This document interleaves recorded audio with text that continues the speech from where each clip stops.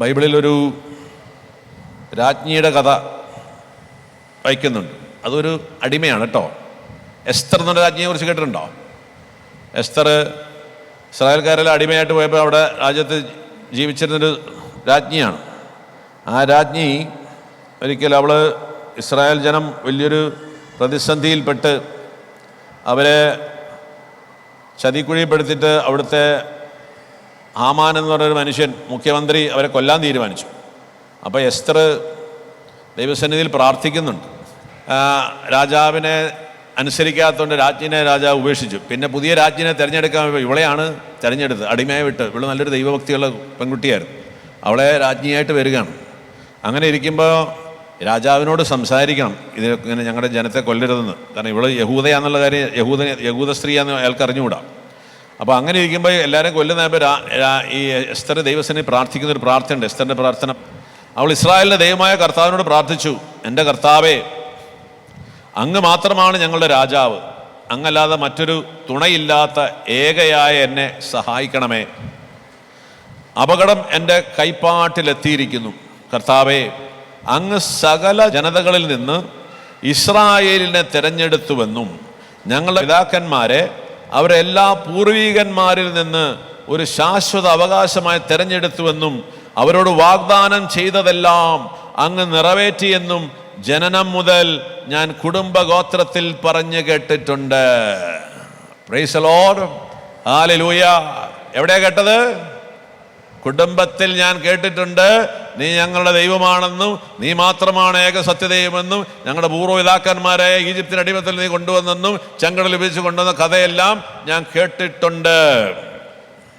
നമ്മുടെ പിള്ളേർക്കും എല്ലാവർക്കും അറിയോ ഈ കഥ? ഇതാണ് നിങ്ങളുടെ മക്കളെ പഠിപ്പിക്കേണ്ടത്.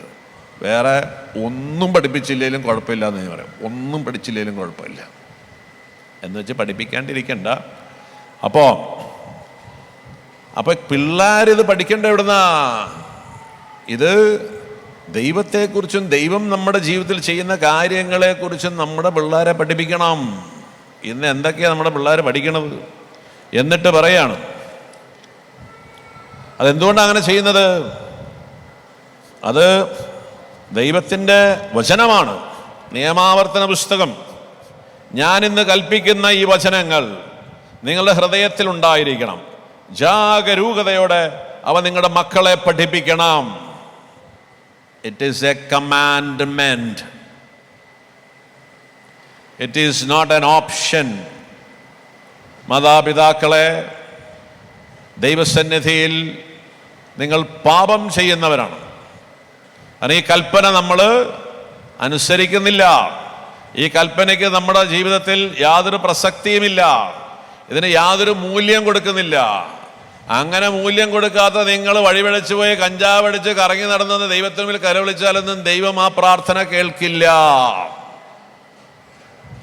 അപ്പോൾ അനുതപിക്കണം. അതുകൊണ്ട് ഇതൊക്കെ കൽപ്പനകളാണ്. നമ്മൾ ഏത് കൽപ്പന വായിച്ചു? നമുക്ക് ആപ്പടം അറിയാവുന്ന 10 കൽപ്പന, അതിനപ്പുറത്ത് ബൈബിളിൽ ഒരു സാധനം അറിയാൻ പാടില്ല. അപ്പൊ ഈ വചനം ഇങ്ങനെ പറയാണ്, ഞാൻ ഇന്ന് കൽപ്പിക്കുന്ന ഈ വചനങ്ങൾ നിങ്ങളുടെ ഹൃദയത്തിൽ ഉണ്ടായിരിക്കണം. ജാഗരൂകതയോടെ അവ നിങ്ങളുടെ മക്കളെ പഠിപ്പിക്കണം. വീട്ടിലായിരിക്കുമ്പോഴും യാത്ര ചെയ്യുമ്പോഴും കിടക്കുമ്പോഴും എഴുന്നേൽക്കുമ്പോഴും അവയെപ്പറ്റി സംസാരിക്കണം. അവ കയ്യിൽ ഒരടയാളമായും നെറ്റിത്തടത്തിന്മേൽ പട്ടയമായും അണിയണം. അവ നിങ്ങളുടെ വീട്ടിന്റെ കട്ടിലക്കാലുകളിലും പടിവാതിൽക്കലുമേലും എഴുതണം. ഇങ്ങനെ ദൈവത്തെ നമ്മൾ ഓർക്കണം, ദൈവത്തെ നമ്മൾ ഏറ്റുപറയണം, ദൈവത്തിന്റെ വചനം സംസാരിക്കണം. അങ്ങനെ ദൈവത്തെ നമ്മുടെ ഭവനത്തിന്റെ ഏറ്റവും പ്രധാന സ്ഥലത്ത് കൊണ്ടുവരണം. അല്ലാതെ രാത്രി 7 മണിക്ക് 9 മണിക്ക് ഒരു യവമാലയുടെ 10 രഹസ്യം ചൊല്ലി തീർത്തിട്ട് നമ്മുടെ മക്കളാരും ദൈവത്തിലെത്തൂല. അവരാരും ദൈവാനുഗ്രഹം പ്രാപിക്കില്ല. ദൈവത്തെ മറക്കുന്ന ഭവനങ്ങളെ ദൈവവും മറക്കുന്നതായാണ് ചരിത്രം കാണിക്കുന്നത്. ദൈവത്തെ മറക്കുന്നവരെ ദൈവവും മറക്കും. അപ്പോ ഇത് ദൈവപ്രമാണമാണ്. വീണ്ടും നിയമാവർത്തനം 6:20 പറയാണ്, നമ്മുടെ ദൈവമായ കർത്താവ് നിങ്ങളോട് കൽപ്പിച്ചിട്ടുള്ള നിയമങ്ങളുടെയും ചട്ടങ്ങളുടെയും അർത്ഥം എന്താണ് എന്ന് നിങ്ങളുടെ മക്കൾ ഭാവിയിൽ ചോദിക്കുമ്പോൾ നിങ്ങൾ പറയണം. എന്തിനാണ് കുർബാനയ്ക്ക് പോണത്? എന്തിനാണ് സാബത്ത് ആചരിക്കുന്നത്? എന്താണ് ഈ പെസഹ? എന്തിനാണ് യേശു ക്രിസ്തു മരിച്ചത്? എല്ലാം അറിയോ? ഒരു വിവരവും ഇല്ല. എന്നിട്ട് പറയാണ് മക്കളൊന്നും ശരിയല്ലെന്ന്. നിങ്ങൾ മക്കളുടെ പുറകെ പോകണ്ട. നമ്മൾ ദൈവം പറഞ്ഞ കാര്യം മക്കളെ ചെയ്താൽ മതി. നിങ്ങളുടെ മക്കൾ തന്നെ വന്നിരിക്കും. അവർ ഭൂമിയിൽ ശ്രേയസ് ആർജിച്ചിരിക്കും. നിങ്ങളുടെ മക്കളെ ദൈവം പഠിപ്പിക്കും. യെശയ്യായുടെ പുസ്തകത്തിൽ പറയുന്നില്ലേ, അവർ ശ്രേയസ് ആർജിക്കും. തമ്പുരാൻ പഠിപ്പിക്കണം നമ്മുടെ മക്കളെ. തമ്പുരാൻ ഉയർത്താൻ നമ്മുടെ ജീവിതത്തിൽ, കുടുംബത്തിൽ ദൈവത്തിന് ഒന്നാം സ്ഥാനം ഉണ്ടാകണം. അതുകൊണ്ടാണ് വചനം ഇങ്ങനെ പറയണത്.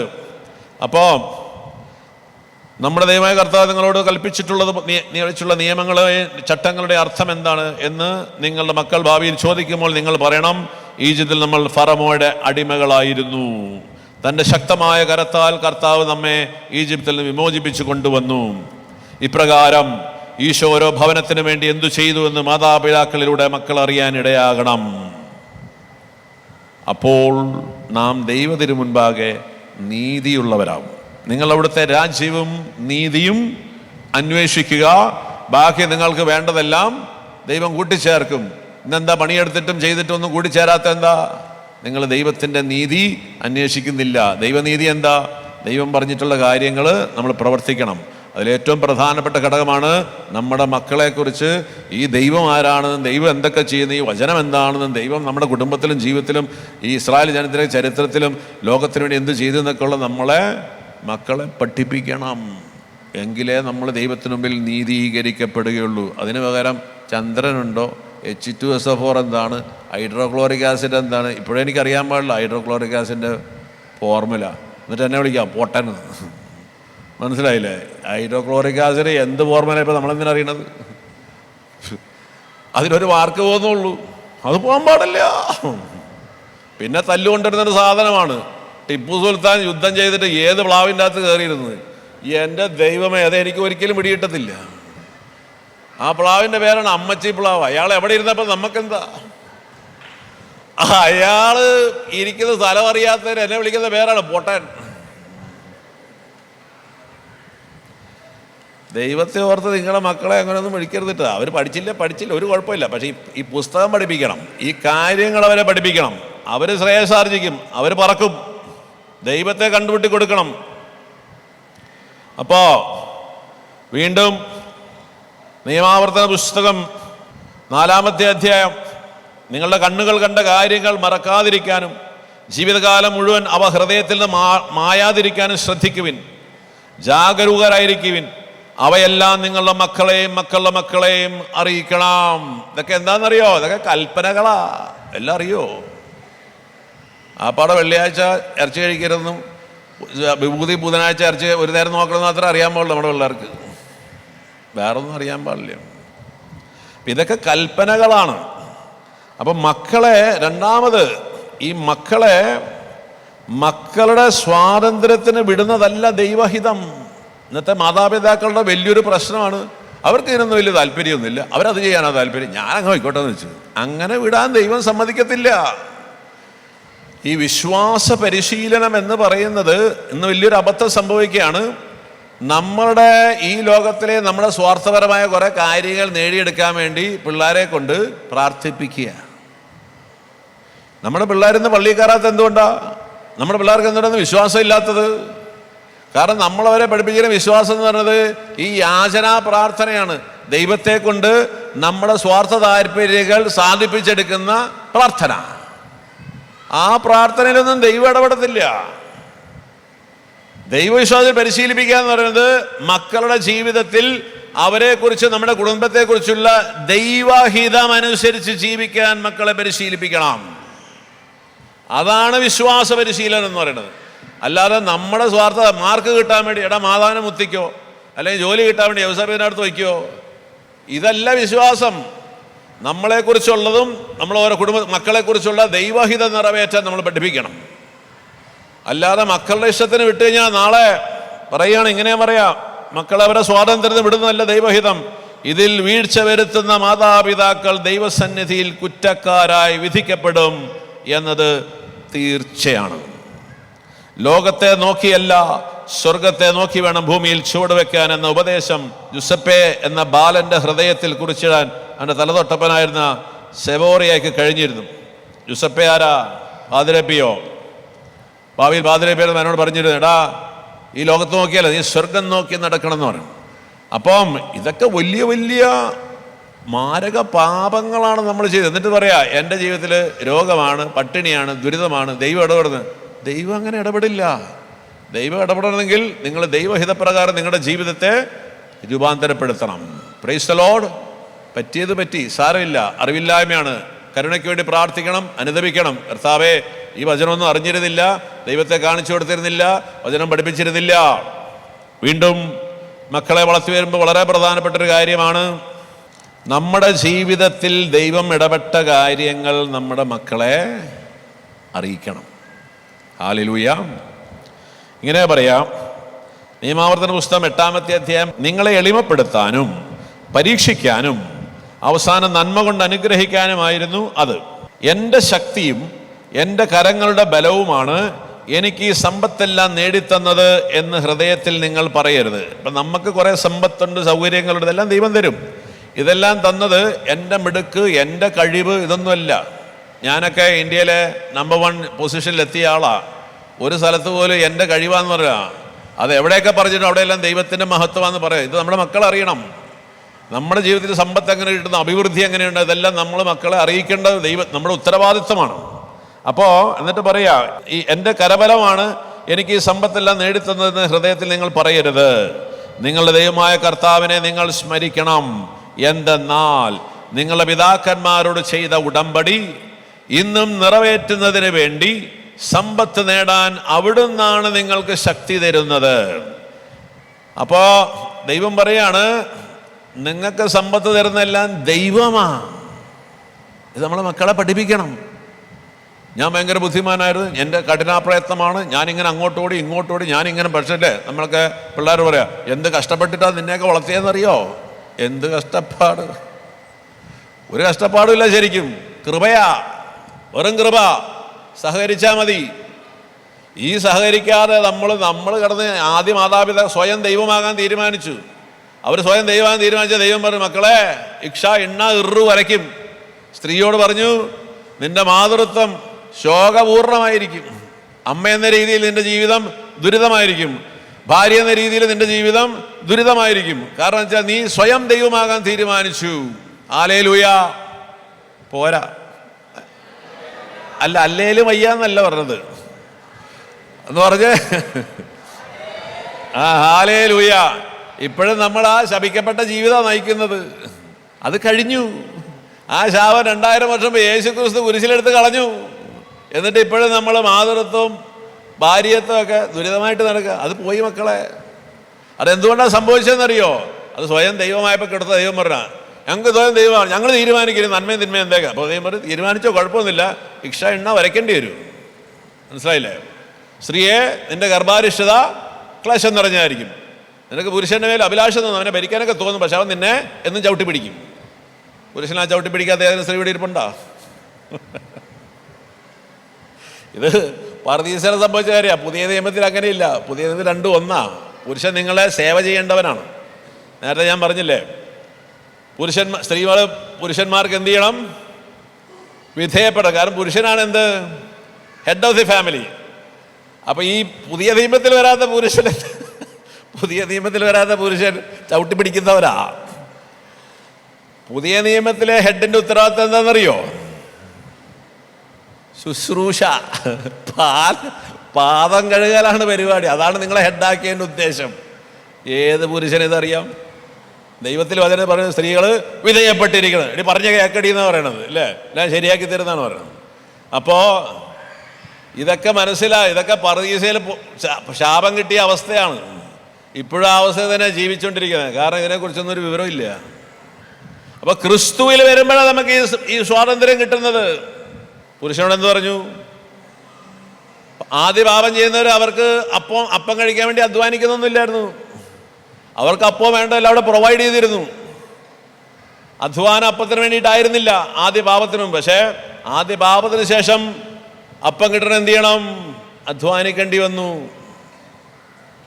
സ്വയം ദൈവമായപ്പോൾ ദൈവം പറയാം, മോനെ നീ ഇച്ചിരി ഇഷ്ട എണ്ണ ഇല്ലു വരെ വരയ്ക്കേണ്ടി വരും. കാരണം നീ ദൈവത്തിൻ്റെ കൽപ്പന ലംഘിച്ച് സ്വയം ദൈവമാകാൻ തീരുമാനിച്ച വഴി എന്ത് സമ്പാദിക്കണം?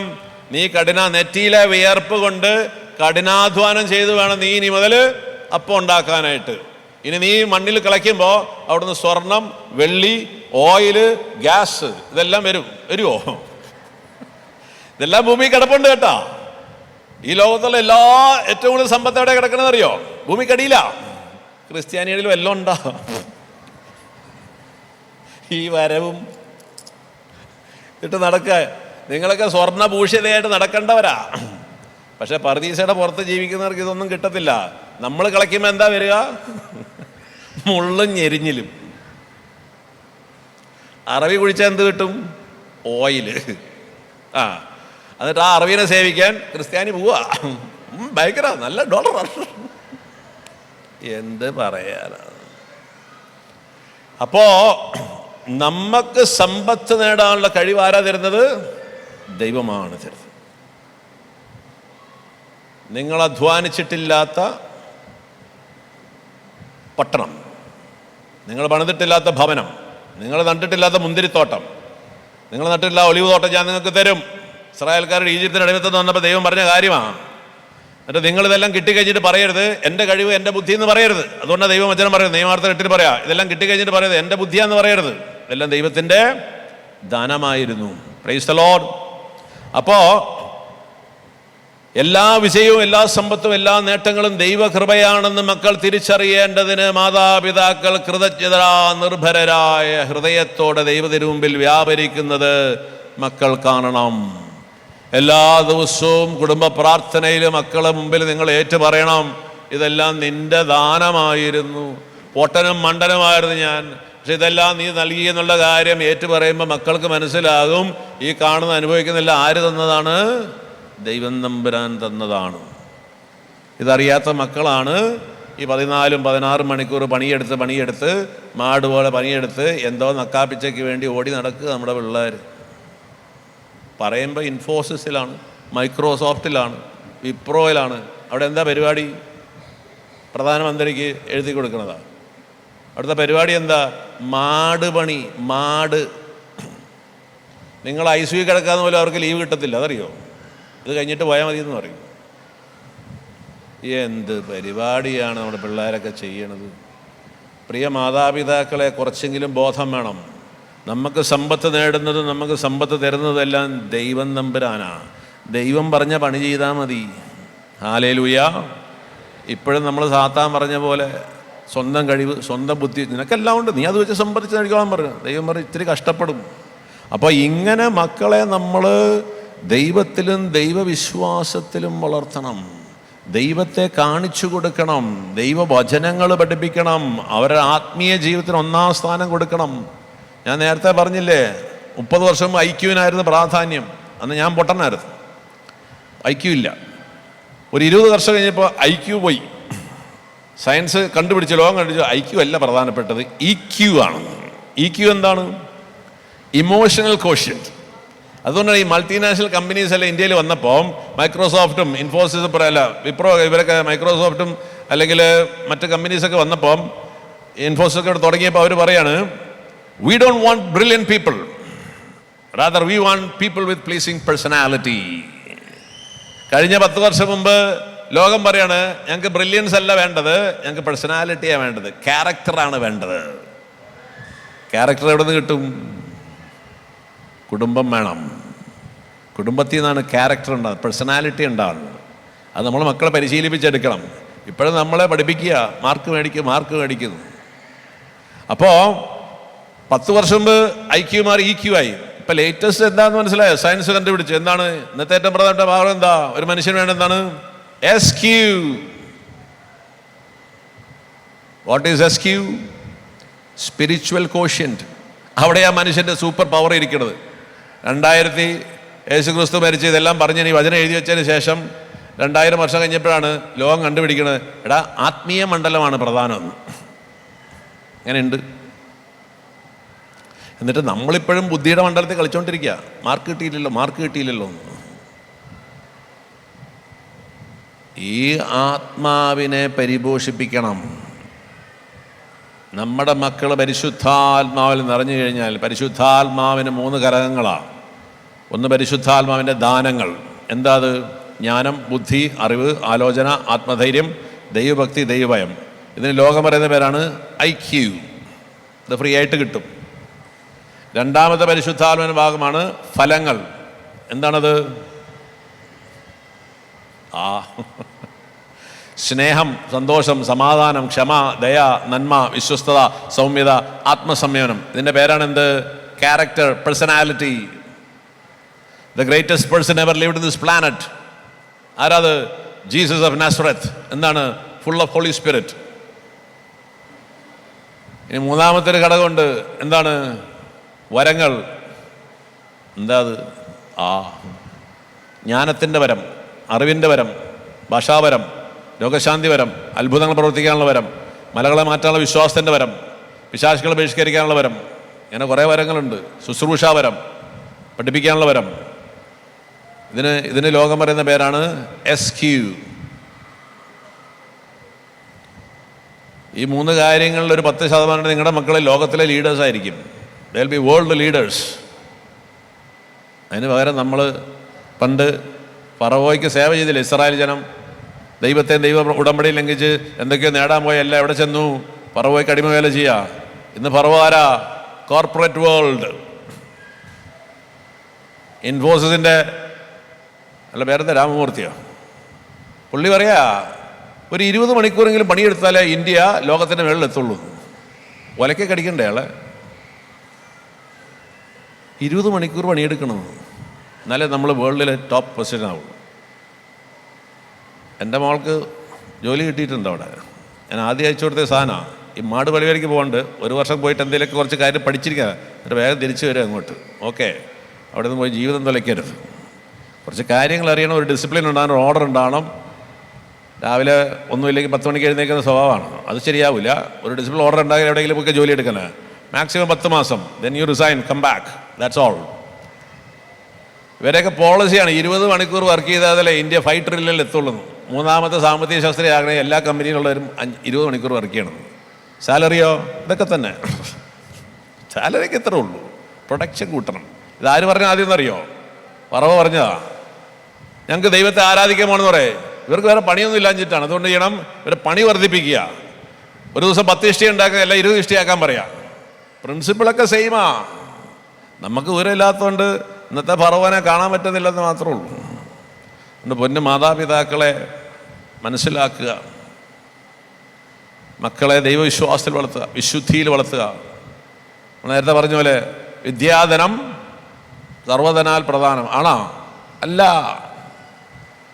നമ്മളോട് ലോകം പറയാ വിദ്യാഭ്യാസം ഉണ്ടാകണം, അധികാരം ഉണ്ടാകണം, സമ്പത്തുണ്ടാകണം. ഇതാണ് power. No, holiness is power. വിശുദ്ധിയാണ് ഒരു മനുഷ്യന്റെ ഏറ്റവും വലിയ പവർ. ദൈവത്തിന്റെ കൂടെ നടക്കണം എൻ്റെ ജീവിതത്തിലെ ഏറ്റവും വലിയ പവർ. ദൈവത്തിന്റെ കൂടെ നടക്കുന്ന വ്യത്യാസം എന്താണെന്നറിയോ? പത്രോസും യോഹന്നാനും കൂടി മീൻ പിടിക്കാൻ പോയി. കുറേ വർഷങ്ങളായി മീൻ പിടിച്ചോണ്ടിരിക്കുക. ആപ്പാട് കിട്ടിയത് ജപ്തി നോട്ടീസാണ്. എന്നാൽ ഒരു ദിവസം അവർ യേശുവിൻ്റെ കൂടെ മീൻ പിടിക്കാൻ പോയി. ഹല്ലേലൂയ. അന്ന് എത്ര കിട്ടി? വലയെറിഞ്ഞ് 3 വഞ്ചിയില. അവരെ വഞ്ചി നിറഞ്ഞ് അടുത്തുള്ള 2 വഞ്ചി കൂട്ടിയിട്ടാണ് അവരെ മീൻ കിട്ടിയത്. Work with the Lord. മക്കളെ യേശുവിൻ്റെ കൂടെ വർക്ക് ചെയ്യാൻ പഠിപ്പിക്കണം. ദൈവത്തിന്റെ വേല പഠിപ്പിക്കണം. ദൈവത്തിന്റെ കൂടെ വർക്ക് ചെയ്യാൻ പഠിപ്പിക്കണം. സമ്പത്തല്ല, വിദ്യാഭ്യാസമല്ല സർവ്വധനം. പരിശുദ്ധി, വിശുദ്ധിയാണ് നമ്മുടെ സമ്പത്ത്. വിശുദ്ധിയാണ് ഏറ്റവും വലിയ ധനം. നമ്മുടെ പിള്ളേരെ എല്ലാം നഷ്ടപ്പെട്ട് കിടക്കുക. ഒരെണ്ണത്തിന് വിശുദ്ധിയില്ല, എല്ലാം പാപത്തിലാണ്. രണ്ടാമത് ദൈവത്തിനോട് പ്രവർത്തിച്ച എവിടെയാണ്? കാനായില് വീഞ്ഞു തീർന്നു പോയി. യേശുവിനോട് പണിയെടുത്ത കുറച്ച് വേലക്കാര്. എന്താ ഉണ്ടായത്? 6 കൽഭരണി, 125 gallons, the world's ഏറ്റവും ബെസ്റ്റ് വൈൻ ഉണ്ടായത് എവിടെയാ? കാനായിലാ. ആരുടെ കൂടെ? ദൈവത്തിൻ്റെ കൂടെ പണിയെടുത്തപ്പോഴാണ് ഉണ്ടായത്. ഹല്ലേലൂയ. അതിനാണ് വിശുദ്ധി വേണമെന്ന് പറയുന്നത്. 5 ബാർലിയപ്പോൾ 2 ഉണക്കമീനും ഒരു പയ്യൻ്റെ അമ്മ കൊടുത്തു വിട്ടതാ. അവനത് കൊണ്ട് യേശുവിൻ്റെ കൊടുത്തു. അവൻ വീട്ടിൽ പോയപ്പോൾ എത്ര കിട്ടി? 12 കൊട്ടയായിട്ടാണ് വീട്ടിൽ പോയത്. ഹല്ലേലൂയ. ദൈവത്തിൻ്റെ കൂടെ പണിയെടുക്കാൻ മക്കളെ പഠിപ്പിക്കുക. അങ്ങനെ ബൈബിൾ മുഴുവൻ അതാ കാണുന്നത്. ജോസഫ്, ദാനിയേൽ, സോളമൻ, സാംസൺ എല്ലാവരും ഈ ദൈവത്തിൻ്റെ കൂടെ പ്രവർത്തിച്ചിരുന്നവരാണ്. ദൈവിക ജ്ഞാനം, പരിശുദ്ധാത്മശക്തി, അതിനെന്ത് വേണം? ആത്മീയ ജീവിതത്തിന് നമ്മുടെ ജീവിതത്തിൽ പ്രഥമ സ്ഥാനം കൊടുക്കണം. Praise the Lord, hallelujah. അതുകൊണ്ട് ഇന്ന് മുതൽ സിസ്റ്റം മാറ്റുക, മൊത്തം തിരിക്കണം. ഇതുവരെ പോയിരിക്കുന്നത് മുഴുവൻ മണ്ടത്തരമാണ്, ഇത് മുഴുവൻ കേട്ടത് മുഴുവൻ അബദ്ധങ്ങളാണ്, നുണയാണ്. അതുകൊണ്ട് പറ്റിയത് പറ്റി, തിരിച്ചു പിടിക്കുക. കയറി വരും, മക്കളെല്ലാം കയറി വരും, കർത്താവ് ഇടപെടും. അതുകൊണ്ട് ദൈവത്തിൻ്റെ പദ്ധതിയിലേക്ക് നമ്മൾ തിരിച്ചു വരണം. അപ്പോൾ ഈ വിശ്വാസ ജീവിതത്തിൽ നമ്മൾ മക്കളെ വളർത്തണം. നമ്മുടെ ജീവിതമാർഗം കണ്ട് നമ്മുടെ മക്കൾ ദൈവത്തിലേക്ക് വരണം.